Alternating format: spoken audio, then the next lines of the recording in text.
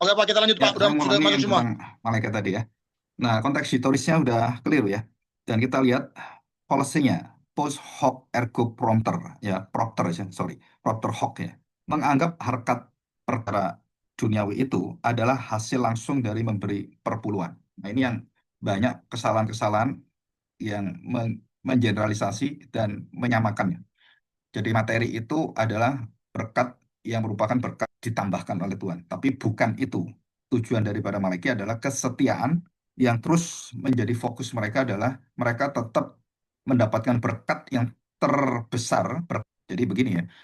Jadi waktu mereka mengharapkan kekuatan-kekuatan secara duniawi fisik dan materi gitu kan, ataupun juga militer, maka Tuhan memberikan bukan materi duniawi, uang, kedudukan, tapi berikan apa? Memberikan dirinya sendiri, hadiratnya. Jadi kalau Tuhan bersama kita, ya nggak ada yang bisa melawan kita gitu kan. Ada lagunya kan. Bila Tuhan bersama kita, siapa lawan kita? Nggak ada. Jadi bukan materinya, tetapi hadiratnya Allah itu yang diutamakan. Jadi bukan perpuluhannya, tapi hati yang wujud ekspresi, wujud hasil daripada hati yang menyembah Tuhan. Jadi bukan mengharapkan itu. Kita bukan mengharapkan kekuatan duniawi, tapi kekuatan Allah yang akan menggerakkan semua kekuatan duniawi. Jadi jangan pikir, ya Pak, aku dari duniawi. Nggak seperti itu. Ya. Jadi iman kita, pengharapan kita, dan kasih Allah kepada kita itu yang tujuan utama daripada Maliaki itu. Jadi bukan semacam transaksi ya, teologi transaksi ATM. Jadi butuh ambil kartu ceret, doa gitu kan, ambil uang, ceret lagi doa. Bukan seperti itu. Yesus adalah bait Allah yang sejati dalam Yohanes 2:21 dijelaskan ya. Memberi bukan untuk memuliakan, menghargai, menyembah Tuhan. Jadi menyembah Tuhan itu apa? Ya memberikan belas kasihan. Jadi kalau Tuhan berikan kita belas kasihan, maka kita harus memberikan belas kasihan kita kepada baik itu untuk bangsa Israel, baik untuk bangsa lain, untuk ya, gereja. Atau yang ngatur adalah Om Lewi. Ya, itu. Oke, kita masuk yang keempat. Ayat yang bagi kaum reformasi menjadi ayat andalan ya, dan ini sering dikutip. Itu apa? Allah turut bekerja dalam segala sesuatu untuk belas. Apa kesalahan logisnya adalah dibuat sederhana dan disamaratakan, oversimplification.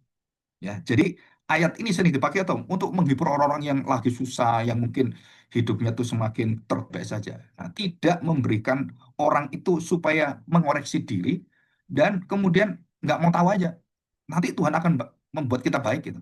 Tapi hidup kita, kekudusan kita itu nggak diubah. Ya, nggak bisa. Kan berubah dengan seluruh sikap kita. Jadi kebaikan Tuhan itu bukan hanya kita terima secara bersifat pandangan kita, materi, fisikal itu, tetapi perubahan spiritual, rohani kita. Itu yang jauh lebih.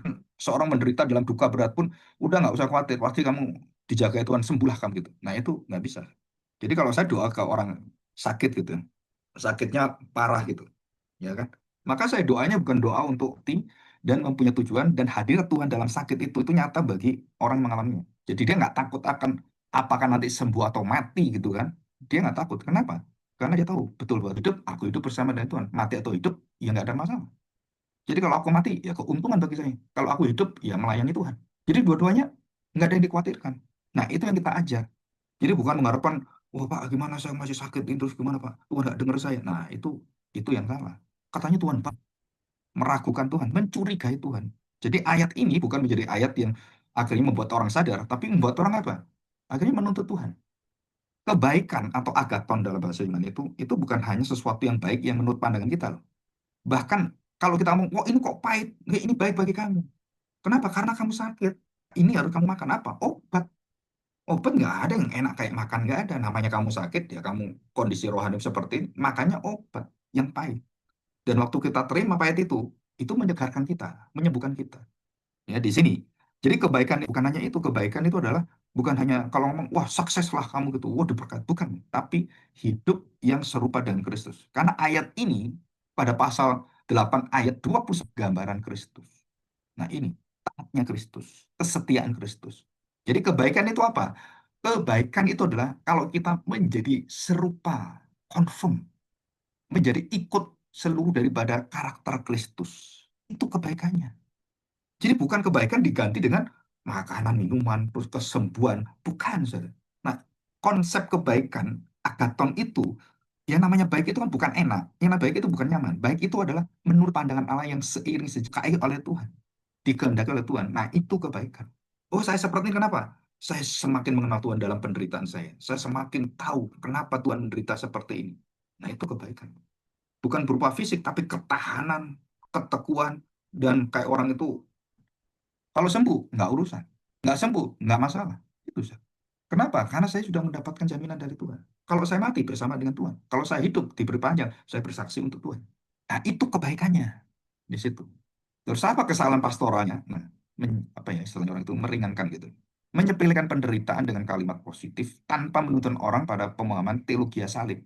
Serupa Kristus itu harus mau dibentuk dalam penyangkalan diri, memikul salib, dan berjalan bersama Kristus setiap hari. Nah, itu akan semakin tahu bahwa inilah sesuatu yang harus kita pegang. Jadi jangan menyepelekan, menyederhanakan, atau merendahkan.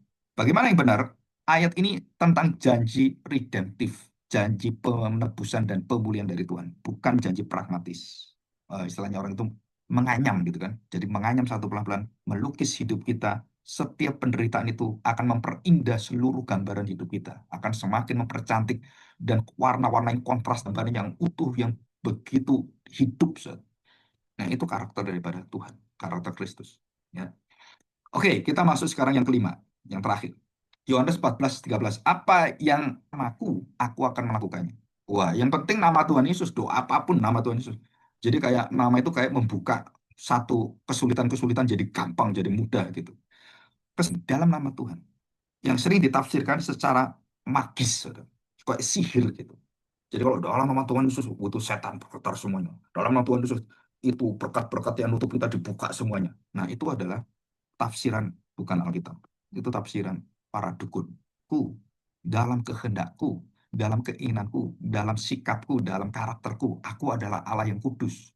Aku Allah yang menuntut pertanggungjawaban. Aku adalah Allah yang penuh dengan kasih, berlimpah kasih setia secara verbal. Dalam nama Tuhan bukan. Tapi kita tahu nama ini memiliki seluruh otoritas yang akan mengubah hidup kita.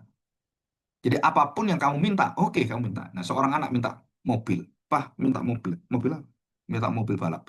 Waduh, kamu baru 10 tahun ya mobil balap gimana? Ya nggak bisa. Anak minta mobil motor. Loh, kamu tuh masih kecil. Kamu cuma nggak sampai 12 kilo gitu. Bawa itu mobil yang hampir 2 ton gimana? Wah, yang penting kan saya bisa. Jadi merasa bisa. Padahal seseorang yang mengendarai mobil Harley Davidson itu harus mempunyai otot, pengetahuan, keterampilan, dia punya keseimbangan tadi. Itu semua dilatih. Jadi waktu kamu mengingini sesuatu yang tidak akan mungkin diberikan oleh Tuhan, karena ya tidak sesuai dengan seluruh kemampuanmu hari itu, pertumbuhan hari itu, ya Tuhan tidak akan izinkan. Tuhan nggak akan berikan itu.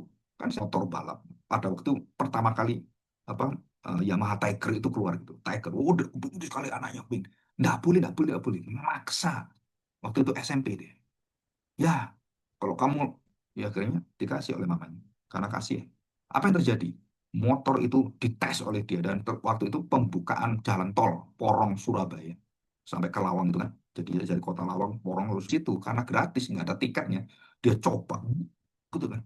Nah, dia tidak bisa mengendalikan seperti Valentino Rossi, Marquez, gitu kan. Ya, Marquez sudah pengalaman dari kecil, dia udah dididik dari umur berapa, udah tahu teorinya, semua belajar dan wih, mati, tabrak, buah, pecah kepalanya.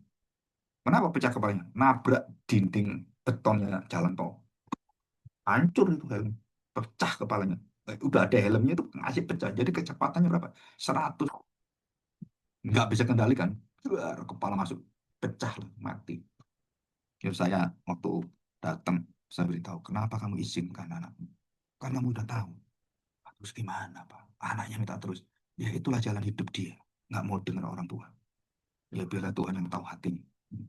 Itu. Jadi salah menggunakan kematangan rohani, kesiapan batinmu, terus kemudian kematangan kasihmu, kematangan persembahan-persembahanmu, terus kematangan kamu memberi persembahan, memberikan kolektor semuanya, dan itu semua diuji oleh Tuhan. Dan kemudian kalau kamu sudah bisa, Tuhan berikan kamu. Nah, itu kebaikan. Apa kebaikan? Sesuai dengan takaran-takaran Tuhan, sesuai dengan level-level yang Tuhan berikan pada kita. Begitu kita terima, udah kuat kita. Kenapa? Tuhan tahu. Nih, makasih. Karena dia tahu kita sudah bisa pegang uang itu. Itulah kebaikan. Ya, ini cara berpikirnya seperti ini, bukan kebaikan-kebaikan yang bersifat materi duniawi, bukan, tapi kematangan dalam diri kita. Jadi ini jelas sekali. Dalam nama aku itu ya di dalam otoritas Kristus, kemauan Kristus, kehendak Kristus, mula kekuatan spiritual. Bim salah bim, abrakadabra, jadilah. Nah itu. Padahal Yesus mengajarkan doa ini untuk apa? Untuk taat tekun dan melakukan kehendak Bapaknya. Jadi bukan apa ya, bukan kita itu keinginan kita bukan, tapi kita ikut berpartisipasi dengan kehendak Bapa dengan taat. Anak taat pada kehendak Bapa. Partisipasi dalam kehendak Kristus yang ikut kehendak Bapaknya dan yang akan memuliakan Bapaknya. Bukan alat manipulasi doa. Apalagi nama Tuhan Yesus. Pokoknya nama Tuhan Yesus moncer lah, hebat lah, pas sembuh. Kenapa nggak sembuh? Karena ada kebaikan Tuhan sesuai dengan apa yang kamu hadapi sekarang. Ya, termasuk kepada anak saya sebelum meninggal, Tuhan berikan semua kepada kamu. Semua apa yang kamu dengarkan firman Tuhan, kamu itu keluarkan semua. Dan pada saat kamu menghadapi itu semua, tempat terbaikmu bukan bersama, itu tempat yang paling indah, paling damai. Ya walaupun kita sakit, aduh, sedih gitu, ya. Tapi anak kita waktu meninggal bersama dengan Tuhan. Nah itu menghibur sekali. Ya. Oke, ya ini ya. Nah sekarang kesimpulan umum, kesalahan umum menggunakan ayat-ayat ini muncul kenapa? Karena pengabaian konteks historis, secara teologis, secara penafsiran, dan secara literal. Yang kedua, menggeser fokus dari Kristus kepada diri sendiri, dari Allah kepada kepentingan privasi. Nah ini bahaya nih para hamba Tuhan pendeta-pendeta penginjil. Bukan menyampaikan inti dari wahyu, keselamatan, dan inti daripada Allah adalah kasih dan kebaikan adanya. A text without context is a pretext for a proof text. Konteks itu adalah teks yang awal untuk pembuktian bahwa kita ini masuk dalam kesalahan-kesalahan tafsiran. Nah, itu kata dia. Jadi kalau kita nggak menggunakan ayat yang benar, ya kamu akan merusak seluruh daripada pengertian otak. Khotbah yang lain pasti ngawur semua. Kenapa? Karena ukurannya nggak ada. Ya. Oke, hari ini saya pikir cukup ya. Kita akan